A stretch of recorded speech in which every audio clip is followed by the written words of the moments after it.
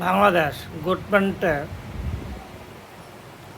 গভর্নমেন্টের একটা জিনিস ভাবেন আপনারা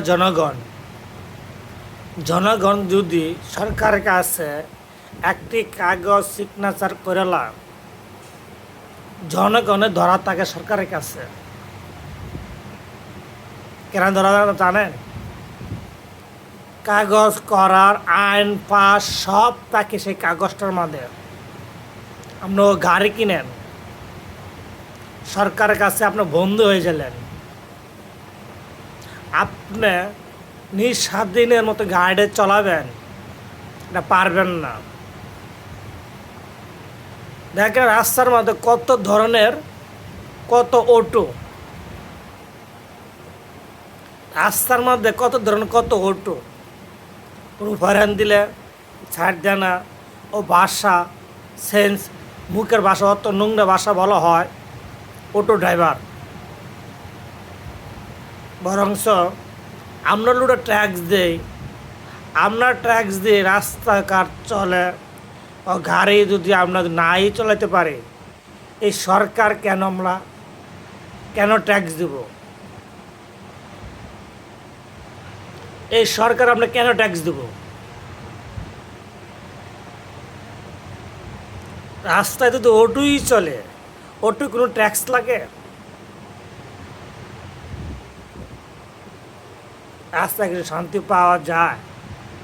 ঢাকা সিটির ভিতরে কয় হাজার কোটি রিক্সা আছে, কয় হাজার কোটি। তা সরকারের অনুরোধ করে বলা হলো, দিন সামনে আছে, আরো দিন আসবে। একজন সরকার বসলে জনগণের নিরাপত্তা যাওয়ার দরকার। একটি রাস্তাতে গাইডেন্স যায়, এ সময় অটো ডাইনা জানা বায়ু জানা, মাঝখানে বরাবর অটোটা থাকে।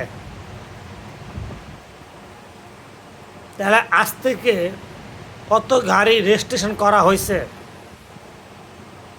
একটি গাড়ি সরকার গভর্নমেন্টে যদি টাকাটা না যাওয়া হয় কেমন লাগবে?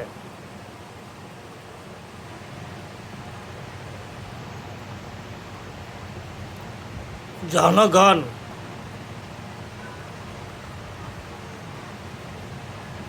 সহ্য গুণ আছে জন্য কেউ রাস্তায় নামে নাই। রাস্তায় সব নামবে, সরকার টিকতে পারবে না।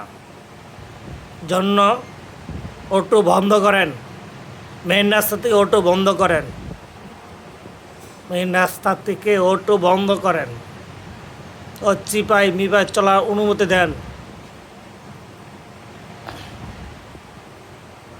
মেইন রাস্তায় যদি বন্ধ না করেন, জনগণের সময় খেপবে, সরকার থাকতে পারবে না দেশে।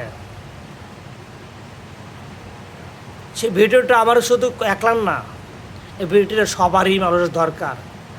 ঢাকা সিটির ভিতরে এরা কখনো মানে না একটি দামি গাড়ির লগে তো লাগিয়ে যায়, এরা কখনো ভাবে না একটা দামি গাড়ি 5 লাখ টাকার গাড়ি, 10 কোটি টাকার গাড়ি, 12 কোটি টাকার গাড়ি, ও 45 লক্ষ 1 লক্ষ টাকার গাড়ি, 1 টাকার দামের গাড়ি হোক, আমি কেন বাজাবো?